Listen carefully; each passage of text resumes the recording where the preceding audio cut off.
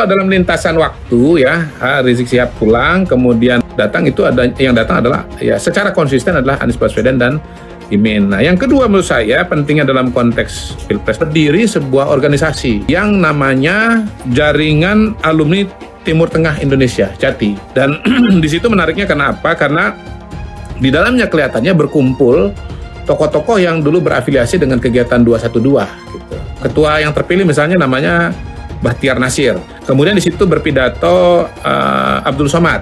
Nah, di situ bahkan Bahtiar Nasir berpidato bahwa tahun 2045 itu akan lahir khilafah. Abdul Somad berpidato bahwa saya memang terlibat dalam kegiatan-kegiatan politik, menjadikan bupati, wali kota, dan seterusnya, begitu. Nah, yang saya mau tambahkan lagi, ini yang penting, yang datang pada acara itu, pada acara peresmian Jaringan Alumni Timur Tengah itu, adalah Anies Baswedan dan Yusuf Kalla yang datang ke acara itu. Kalau saya muncul kan selalu ada alasan. Targetnya bukan saya kan cuma sasaran perantara kan. Cuma mana lagi bisa ngumpulin jutaan orang kalau bukan jual nama saya. Waktu itu langsung demo, ribut semua. Banyak rezeki takut dipotong. Harapan orang kan sudah saksi memberatkan gitu. Jadi tentu mesti datangkan saksi yang dengar langsung. Kalau potongan kan udah ada yang ngaku tuh. Ada yang edit, ada apa, udah beredar lah itu. Yang lapor saya kan nggak ada di Pulau Seribu. Saya masih ingat nelayan itu ngomong begini, Pak Hakim, kalau Pak Ahok itu nista agama Islam, udah nggak sempat di sini. Dulu saya paling suka jadi wakilnya Pak Jokowi. Kalau ada apa-apa, yang dempernya beliau. Begitu belum naik presiden, kena gua. Statement Pak JK yang kok terkesan jadi provokatif dalam suasana yang menghangat ini gitu. Jadi seolah-olah etnis tertentu, keluarga kita yang beretnis Cina ini begitu luar biasanya menguasai ekonomi Indonesia. Dan salahnya di mana gitu? Kalau mereka giat, mereka fokus, mereka bekerja dengan ulet, ya mereka yang berhasil gitu. Kan nggak ada yang salah gitu. Apalagi kalau kita lihat dunia sekarang pun sudah dikuasai oleh Cina ekonominya. Dari ujung ke ujung dunia ini kita akan ketemu terus barangnya produksi Cina gitu. Jadi itu harus diakui gitu. Di sekitar kita saja tidak ada yang bisa lari dari situ, ya kan? Nah, ini harusnya disadari bahwa sebuah proses keuletan yang menghasilkan gitu. Jadi jangan itu dijadikan keirian terus dikompor-kompori gitu. Pak mengungkit Ahok lagi bahwa Ahok itu berbahaya, bisa memecah belah. Pak kurang puas Ahok dipenjara 2 tahun. Tuduhan penistaan agama. Padahal itu fitnah semua kan? Ya kan? Demi memenangkan Anies Baswedan menjadi gubernur Jakarta. Dan berhasil waktu itu.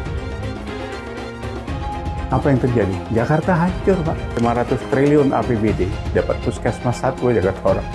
Yang lain janji palsu semua. DP 0%, OKOC, apalah. Yang katanya itu.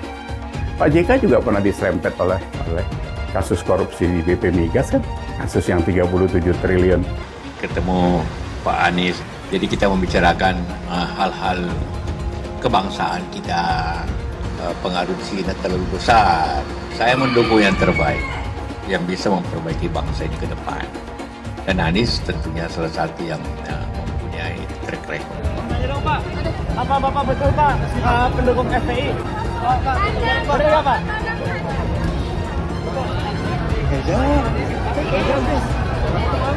Pak, mari Pak ya Pak, mari Pak. Anies belum menjawab Pak. Foto Pak, benar ya Pak? Anies, Bapak mendukung FPI Pak. Kader PDI Perjuangan, Basuki Cahayapurnama.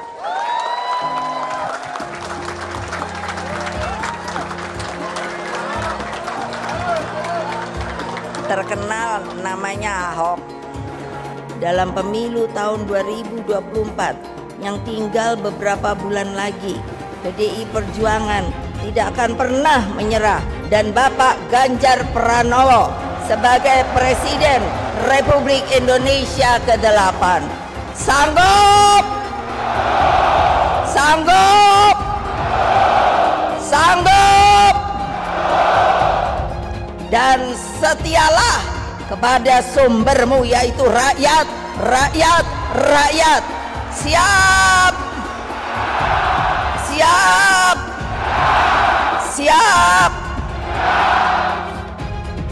Salam Pancasila. Merdeka. Merdeka. Merdeka. Salam Pancasila. Merdeka. Merdeka. Merdeka. Bahwa Indonesia sekarang ini memasuki tahun politik. Orang sudah mulai rame-rame bicara politik, bicara copras-capres, colak-caleg gitu ya. Nah tentu saya berharap harus dicek betul, pernah nggak calon pemimpin kita, calon presiden kita ini memecah belah umat. Kalau punya jejak pernah memecah belah umat, jangan dipilih. Kita lihat apakah pemimpin kita, calon pemimpin kita ini ya pernah menggunakan agama sebagai alat untuk memenangkan kepentingannya atau tidak. Kalau agama diperalat untuk merebut kekuasaan, jangan dipilih. Sekali lagi, kalau ada calon pemimpin yang punya rekam jejak memperalat agama untuk kepentingan politiknya, jangan dipilih. Saya tetap menolak Anies Baswedan. Anies Baswedan telah menunjukkan siapa dirinya. Itulah pendukung Anies Baswedan waktu pilkada di DKI. Saya tetap akan memilih Ganjar Pranowo. Ganjar Pranowo menolak dengan tegas bekerja sama dengan orang-orang seperti ormas-ormas seperti mereka, HTI, EPI, PA 212 dan lain-lain. Ayolah, pilih calon pemimpin yang mencintai Pancasila dan Bhinneka Tunggal Ika. 5 tahun itu tidak sebentar. 5 tahun itu menentukan masa depan anak bangsa kita. Ayolah, kita harus memajukan Indonesia, jangan ingin menghancurkan Indonesia. Negaranya yang berpegang kepada khilafah, saya belum pernah mendengar kalau masyarakatnya hidup aman, damai, makmur. Belum pernah. Dituduh PKI, anti Cina, anti Islam, plonga-plongo, ijazah palsu. Bangunan 5 tahun terakhir harus dilanjutkan. Bahkan harus ditingkatkan. Prabowo atau Ganjar? Gitu, cukup. Terima kasih. Sebentar, kok Pak Anies nggak disebut? Mas Kaisang ini kan PSI kan selalu mengulangi visinya itu keberlanjutan. Kalau konsep Mas Anies itu kan perubahan. Jadi saya langsung to the point, Mas Ganjar atau Pak Prabowo? Balik lagi, yang penting siapa yang kita dukung itu visi dan misinya sama dengan PSI. Umat Kristen di Indonesia memang minoritas, tapi jangan salah. Umat Kristen akan memegang peran menentukan apakah Anies akan menang dalam Pilpres 2024. Kalau secara perlahan semakin banyak orang Kristen yang berpaling ke Anies, yang akan menang nantinya sangat mungkin Anies. Suara pemilih Kristen di Indonesia adalah sekitar 10% lah. Kalau ekstrimnya semua warga Kristen memilih Ganjar, artinya Ganjar akan mendapat tambahan 10% suara dan Ganjar akan menang. Nah, itulah saya katakan kekompakan suara pemilih Kristen akan menentukan. Begitu suara pemilih Kristen terbelah secara timpang, Anies akan bisa mengalahkan Ganjar. Anies tahu jagoannya itu hanya akan menang kalau bisa memecah suara pemilih Kristen. Sekarang semua bergantung pada umat Kristen. Kekompakan pemilih Kristen akan menentukan apakah pada akhirnya Indonesia akan dipimpin Anies atau Ganjar. Ngeri memang membayangkan dampak apa yang akan terjadi di depan. Saya juga jelas tidak akan memilih Anies Baswedan karena saya ngeri dengan circle-nya yang ganas-ganas, yang menghalalkan segala cara untuk menang, yang memakai agama sebagai barang dagangan dan menggunakan kekerasan sebagai senjata untuk menang. Sekali kelompok radikal itu menguasai negara kita, maka yang pertama akan mereka hilangkan adalah pendidikan. Kenapa mesti pendidikan? Karena menguasai orang bodoh itu jauh lebih gampang. Jadi kebayangkan apa yang sudah dibangun oleh Jokowi selama 10 tahun memimpin akan musnah karena dirusak dengan alasan yang tidak sesuai dengan nafas agama. Elektabilitasnya Anies merosot ya seiring mulai terkuaknya kontroversi dari kepemimpinan Anies di Jakarta. Gen Z juga tahu kalau Anies adalah sosok yang didukung kelompok intoleran yang membuat Pilgub DKI 2017 menjadi sangat kotor. Politik identitas yang mengarah ke perpecahan seperti yang dikeluarkan pendukungnya Anies, yaitu Kadrun bin Kampret. Kafir lah, laknat lah, PKI lah, ya cuman itu doang kemampuannya. Itulah pendukung Anies. Jangan pernah takut melawan Kadrun yang cuma pengen Indonesia hancur. Allah berikan kepada kita satu hadiah, dimunculkannya pemimpin muslim di Jakarta dan dilongsorkannya pemimpin kafir. Amin. Masih ingat itu? Kita bela habis-habisan, kepala jadi kaki, kaki jadi kepala, untuk melongsorkan pemimpin kafir dan memenangkan pemimpin muslim. Hampir 2 tahun perjuangan kita untuk melongsorkan Ahok ketika itu. Takbir! Siap kawal kasus Ahok, siap penjarakan Ahok. Takbir! Takbir! Takbir! Siap kawal kasus Ahok. Siap. Siap kawal kasus Ahok. Siap. Betul. Betul. Tangkap, tangkap, tangkap si Ahok. Tangkap si Ahok sekarang juga. Tangkap, tangkap, tangkap si Ahok. Tangkap si Ahok sekarang juga. Takbir. Allahu Akbar. Takbir. Allahu Akbar. Tangkap, tangkap, tangkap si Ahok. Tangkap si Ahok sekarang juga. Tangkap, tangkap. Tangkap si Ahok sekarang juga. Lagi. Penjajahan di depan mata itu di Jakarta. Kita semua pribumi ditindas dan dikalahkan. Kini telah merdeka. Kini saatnya kita menjadi tuan rumah di negeri sendiri. Saya bilang, Miss, ente nggak bisa jadi presiden. Kenapa? Karena presiden adalah orang Indonesia asli, saya bilang. DKI yang kita harapkan, Anies Baswedan yang begitu jelas Islamnya. 4 tahun 8 bulan jadi gubernur. Mana peraturan pergub saja yang melarang migrasi? Mana perda Islam apalagi? Yang akhirnya tidak berani juga menegakkan hukum Islam. Banjir tetap banjir, macet tetap macet, kriminalitas Jakarta. Anda tahu, 2 menit sekali terjadi pencurian. Sekarang orang sedang euforia, dia mau dicapreskan. Bagaimana umat terjebak lagi, bodoh lagi, masuk lagi. Kalau misalnya memang Anies itu mau maju dan dia tekad mau menegakkan hukum Islam dan menyatakan perlawanan, saya peduli. Tapi dia tidak lakukan itu. Tahu nggak, sumur resapan yang ngabisin anggaran beratus miliar itu meresap air agar masuk ke dalam bumi sesuai dengan sunatullah. Tetapi ternyata sumur ini tidak meresap air, malah airnya itu menggenang di sumur-sumur itu. Sumur resapan itu sekarang harus disiapin pompa untuk menguras air di sumur resapan. Kalaupun dia harus makan babi sepanjang jadi presiden, mungkin akan dilakukan. Jangan sampai Indonesia jatuh ke tangan pembohong. Jangan sampai Indonesia jatuh ke tangan Anies Baswedan. Jangan hanya konsentrasi pada pembangunan benda-benda mati yang indah difoto dan bisa ditunjukkan dalam 5 tahun hasilnya. Kalau kita mau menilai sebuah janji, maka lihat janjinya, lalu lihat kenyataannya. Dulu janjinya apa ya? Dan ini aneh, betul-betul aneh. Ini bukan kampanye, tapi saya sampaikan sini. Di satu sisi menyiapkan jalur-jalur air untuk dikirim ke laut, di sisi lain di lautnya dipasang dengan pulau reklamasi, tinggal tunggu waktu jadi rob, air balik.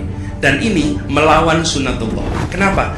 Air itu turun dari langit ke bumi, bukan ke laut. Harusnya dimasukkan ke dalam bumi, masukkan tanah. Di seluruh dunia air jatuh itu dimasukkan ke tanah, bukan dialirkan pakai gorong-gorong raksasa ke laut. Jakarta telah mengambil keputusan yang fatal. Bukan banjir, itu memang parkir air.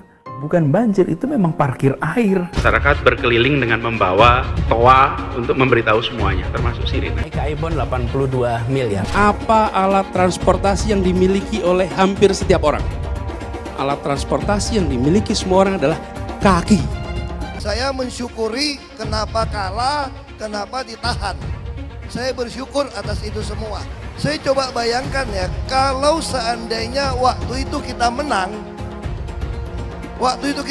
gitu ya, hari ini belum tentu kita bisa nikmati seperti ini. Kita bersyukur 5 tahun Tuhan izinkan kasih ke orang yang pintar ngomong untuk kerja. Coba kalau kita bayangkan gitu ya, kalau kemarin saya masih jadi gubernur, ini saya udah turun ini. Tapi yang pintar ngomong itu dikira orang hebat kan? Ini lebih berbahaya tahun 2024. Langsung ketahuan karakternya. Langsung ketahuan itu. Di saya juga ada kutipan Pak di kamar saya Pak.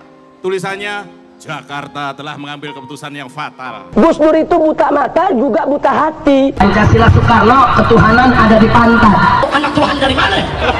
Kalau Yesus anak Tuhan, bidangnya siapa? Besok di seluruh wilayah Indonesia kami katakan dan Iblis hanya menggoda orang yang beriman. Makanya jarang-jarang orang kafir kerasukan setan. Yang kerasukan setan itu orang baik-baik. Jarang, saya belum pernah nengok Cina kerasukan setan. Pernah tak Ahok itu kerasukan setan? Enggak, setannya juga pernah. Karena sesama setan dilarang saling menggoda. Karena di salib itu ada jin kafir. Karena di salib itu ada jin kafir. Karena di salib itu ada jin kafir. Haleluya. Kepalanya ke kiri apa ke kanan? Kepalanya ke kiri apa ke kanan? Tetap percaya salib itu lambang mulia, bukan jin. Kok ketawa? Aku nggak nyindir siapa-siapa loh. Saya nggak pernah mundur untuk kebenaran, keadilan, kejujuran. Dan peri kemanusiaan, gue nggak pernah mundur. Dan gue nggak pernah takut juga sama lu. Siapapun yang rasis, gue akan hadapin. Karena rasis itu tidak berperi kemanusiaan. Sama saya ditanya dulu kan, kamu nyesel nggak statement kamu di Pulau Seribu sehingga masih masuk penjara? Tidak pernah nyesel. Karena saya mengatakan kebenaran. Relawan Anies yang mayoritas pengasuh khilafah, seperti kadrun FPI dan HTI, ingin melengsarkan Pak Jokowi. Dengan menggunakan politik identitas, relawan Anies akan menggulingkan Jokowi. Tapi pendukung Anies lupa bahwa 82% penduduk Indonesia suka dengan kinerja Pak Jokowi. Ingat, di belakang Anies ada ormas pengasuh khilafah, seperti FPI, HTI, PA212. Saya yakin sebentar lagi karma Ahok akan mengejar Anies Baswedan. Ada nggak sih sesuatu yang benar-benar gitu keluar dari mulut Anies Baswedan? Barusan aja, Anies kembali sebarkan berita bohong alias hoax. Dia bilang ada titipan kanan kiri di proyek strategi nasional. Tapi waktu ditantang buka data, Anies malah senyum-senyum gak jelas. Gak ada jawaban apa-apa. Ini bukti kalau Anies itu cuma ngebual dan omong kosong aja. Sontak, omongan ngaco ini dibantah langsung sama beberapa pihak. Termasuk juga dibantah oleh Presiden Jokowi. Beliau justru mempertanyakan perihal titipan itu. Bahkan, beliau juga menantang supaya Anies mau buka-bukaan data soal tuduhannya itu. Harusnya Anies yang nuduh, ya dia harus buktiin tuduhannya lah. Kalau Anies nggak bisa buktiin omongannya, itu namanya Anies sudah melakukan pembohongan publik dong. Karena dia udah menyebarkan informasi yang dia sendiri juga nggak bisa buktiin. Bahkan yang menurut gue parah banget nih, juru bicara Anies ini bilang, justru pemerintah lah yang harus membuktikan omongan Anies ini, benar apa enggak. Ini super ngaco banget. Cara mikirnya gimana coba? Dia yang nuduh, tapi yang dituduh yang harus ngebuktiin.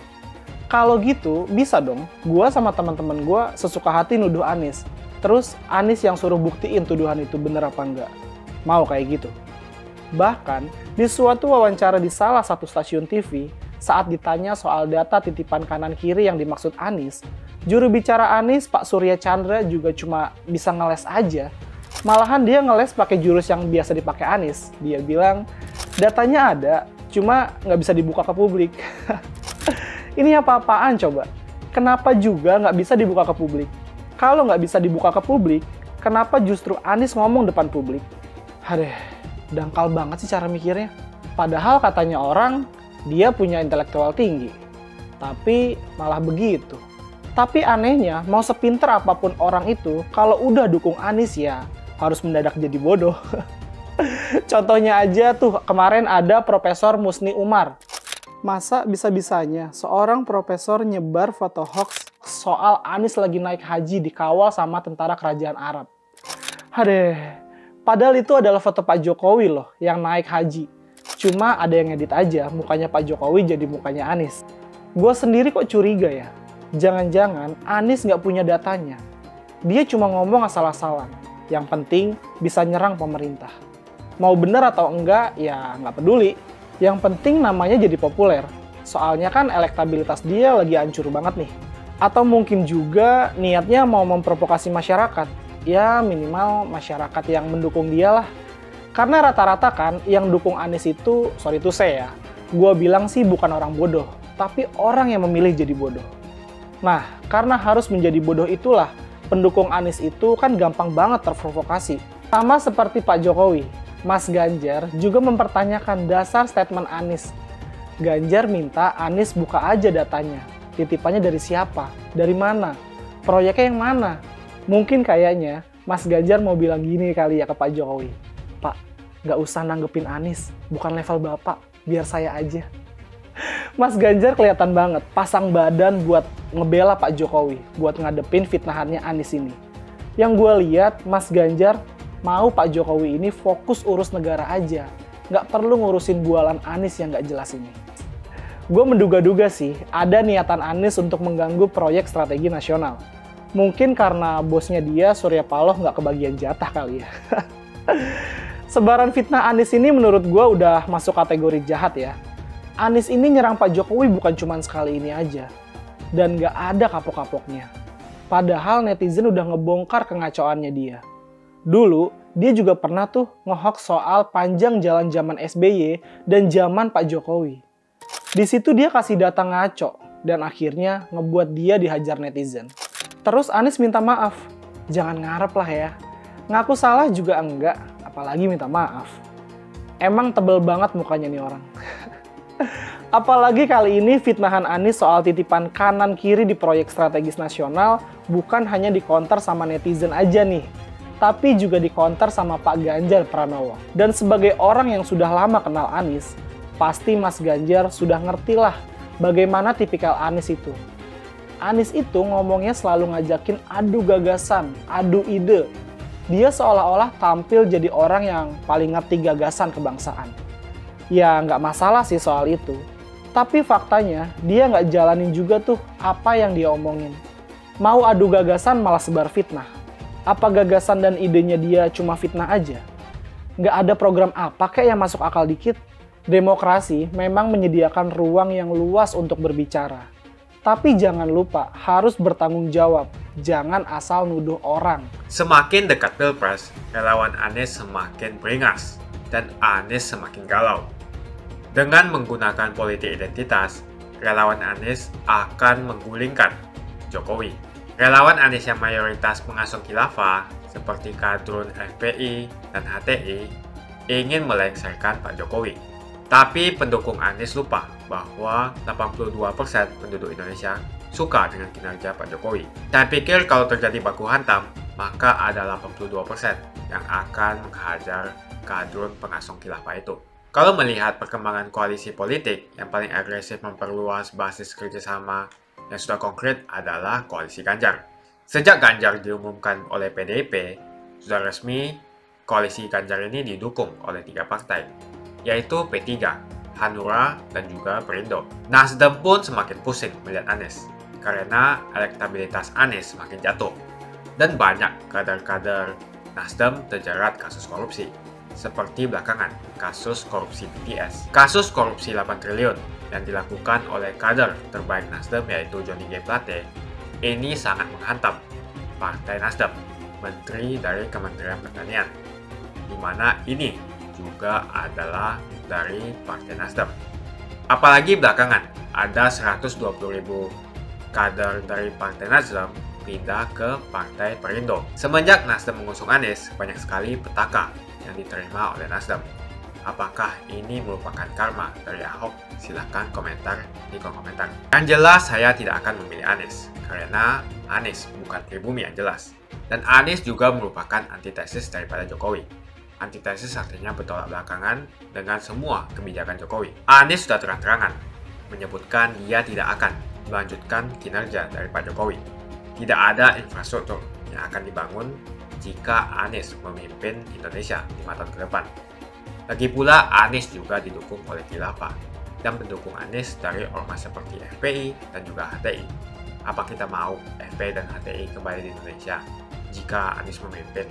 Anies adalah bapak politik identitas yang menghalalkan segala cara untuk menggapai kekuasaan, termasuk menggunakan politik identitas berbasis agama. Kita lihat di kasus Ahok. Kita sudah bisa melihat kinerja Anies selama 5 tahun di Jakarta, dan ini merupakan rekam jejak Anies Baswedan.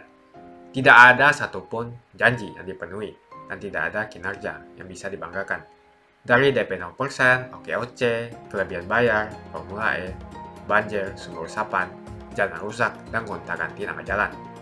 Jadi saya rasa tagline perubahan yang diusung Anies adalah tagline merubah kata korupsi menjadi kelebihan bayar, supaya semua koruptor tidak dijerat oleh pasal korupsi. Karena mereka semua hanya melakukan kelebihan bayar. Jadi perkataan Ahok sudah terbukti dan Jakarta sudah menjadi korban. Jangan biarkan Indonesia menjadi korban di bulan Anies Baswedan. Suara minoritas jangan lagi merasa takut untuk memilih pemimpin yang membela hak minoritas. Karena Anies jelas hanya memanfaatkan suara minoritas untuk mendapatkan suara. Ingat, di belakang Anies ada ormas pengasuh khilafah seperti FPI, HTI, PA212. Saya yakin sebentar lagi karma Ahok akan mengejar Anies Baswedan. Begitu saja opini saya hari ini. Tuliskan opini kalian tentang Anies Baswedan di kolom komentar. Dan juga tuliskan pendapat kalian tentang people power oleh relawan Anies untuk melengsarkan Pak Jokowi. Tuliskan pendapat kalian.